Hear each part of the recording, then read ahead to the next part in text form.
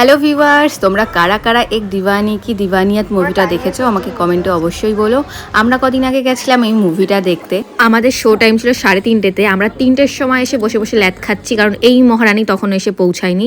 পুরো 15 মিনিট দেরি করলো, চলে এসছে। তারপর আস্তে আস্তে চলে গেলাম থিয়েটারের মধ্যে। আর এই 15 মিনিটের টাকা এর কাছ থেকেই উসুল হবে। ভেতরে ঢুকেই দেখি সামনে এমন একটা ফেস, বড় পর্দায়। ভাই, এই ফেসের জন্য মানুষ 500 টাকা কেন 1000 টাকা দিয়েও টিকিট কাটতে রাজি। মাঝে মাঝে নায়িকার ওভার অ্যাক্টিংগুলো দেখতে হচ্ছিল, তো ভাবলাম ভাই এর ওভার অ্যাক্টিংয়ের চেয়ে আমাদের গসিপ অনেক ভালো। এর জন্য নায়িকার অ্যাক্টিং দেখা স্কিপ করে আমরা নিজেরাই চলে আসলাম অ্যাক্টিং করতে। বান্ধবীদের নিয়ে সিনেমা দেখতে গিয়ে বুঝলাম ডিরেক্টরকে না দিয়ে যদি আমার বান্ধবীকে দেওয়া হতো সিনেমা বানাতে, সে যেন আরো বেশি ভালো করে বানাতো।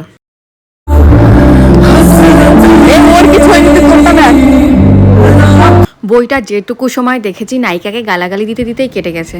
ভাই, নায়িকা এত নাটক করতে পারে, এত নাটক করতে পারে। আমি এরম নাটক আমার এক্সকে ছাড়া আর কাউকে করতে দেখিনি।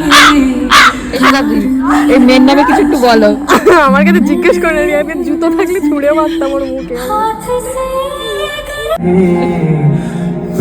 শয়তানি মেয়ে,